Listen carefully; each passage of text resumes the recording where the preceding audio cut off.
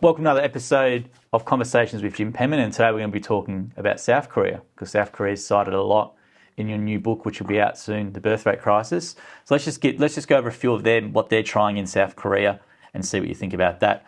So newborn families get 2 million won birth voucher and a 2 million won postpartum voucher. They get a monthly parenting allowance which starts at 700,000 won for the first year, then 350,000 won for the year two. And then, although the stat now hands out about 29.6 million won over 8 years for each child. So I don't know what that is to currency, but I presume it's a significant amount of money. There's a parental leave cap which they've brought in.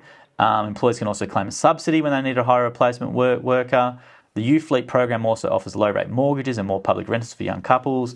There's a whole bunch of things they're trying as well. They're even bringing in foreign housekeepers to help people lighten with domestic chores. There's a whole bunch of different, unique, I'd say, incentives. So but here are the stats. Live births rose 3.6% to 238,000 in 2024. The fertility rate, though, is still 0.75 fertility rate, which is still the world's lowest.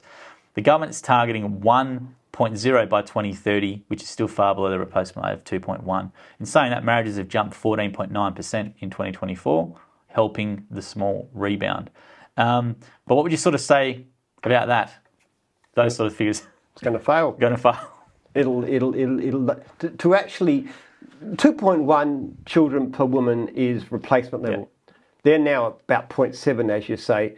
I don't think it's going to get to 1. I don't think it's going to get close to 1. In fact, when you have a look at attitudes, and I've just been studying these things recently, let's put them into the birth rate crisis book. The attitudes of people in Korea are dramatically getting worse.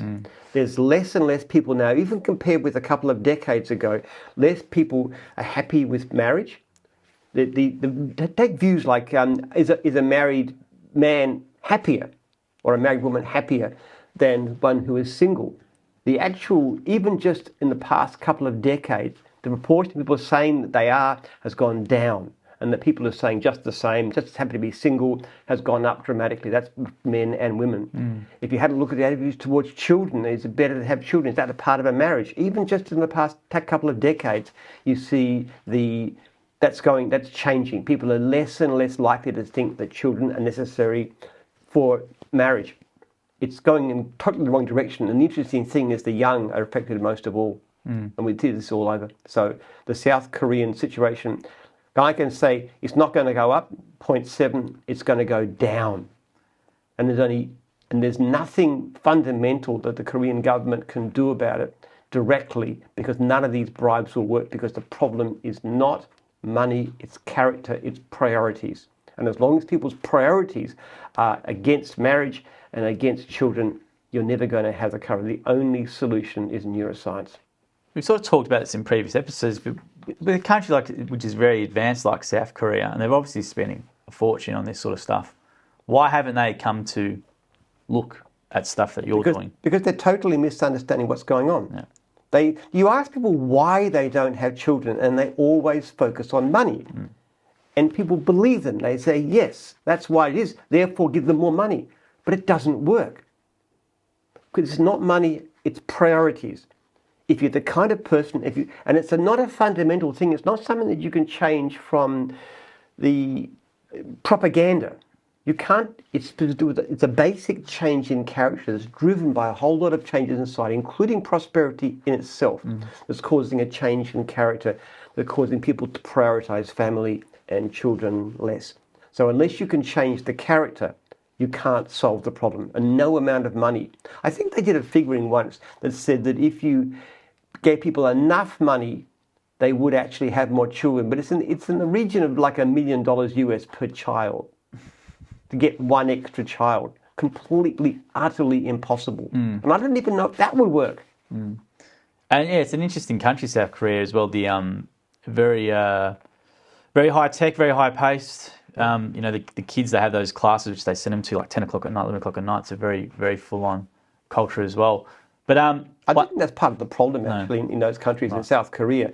The level of ferocity and competition for high-paying jobs is such that the kids have a terrible childhood. They do, yeah, it's bad. It's really bad. Not only that, but it puts enormous pressure on parents. They have to spend so much money and so much time, and they don't enjoy the kids, and the kids don't enjoy being They don't kids. even see him. You know, I remember there's a foreign correspondence show, and they have to send them to these. I can't remember the name of it. But they send these kids, and they go to 10 o'clock at night, 11 o'clock at night. These study things, and the dad's working 3 jobs, delivering packages and all these sorts of things. It was To try and pay for this, so they have fewer and fewer children. They put more and more, which is just doesn't work. It doesn't work. There's no rules. You want to have more kids. One of the things we've got to stop doing is being helicopter parents. We've got to stop pushing our kids so much. It's not good for them psychologically, emotionally, and character-wise. It's not helping them at all. And this whole idea that you've got to be super educated and get into the highest prestigious, universities and jobs and so forth, it's really backwards. What's wrong with being a construction worker or something like that, if that's where you're going, or doing a lesser job but having a better life and having a few more kids? Yeah, it's quite sad to watch actually how competitive their system was there. You go to school and that's 10 o'clock at night, 11 o'clock at night. You know. The East Asian countries that are so focused on these extreme pressure on children to achieve are the ones that are having the fewest kids. Yes, they are, and it's a big concern. And you just think, the government says, hopefully they get a hold of your book, and we're hopefully going to do some translations of your book into Korean and some other languages as well. We have to show them that they're barking up the wrong tree. It's completely the wrong solution. You can't bribe people to have more children. You need a change of character. And the change of character is very deep-seated. The only way to do that is neuroscience. South Korea is a very wealthy country with very clever people, with very advanced technology. They just have to start looking in the right direction. They could solve the crisis. It could be done within just a few years, and you can have replacement level fertility. There is a way to do it. We just got to show the Koreans. Awesome. So thank you very much for that interview today, Jim. Birth rate crisis mailing list is in the description as well. And if anyone wants to reach out to Jim, check out jimpenman.com.au and send us a message as well.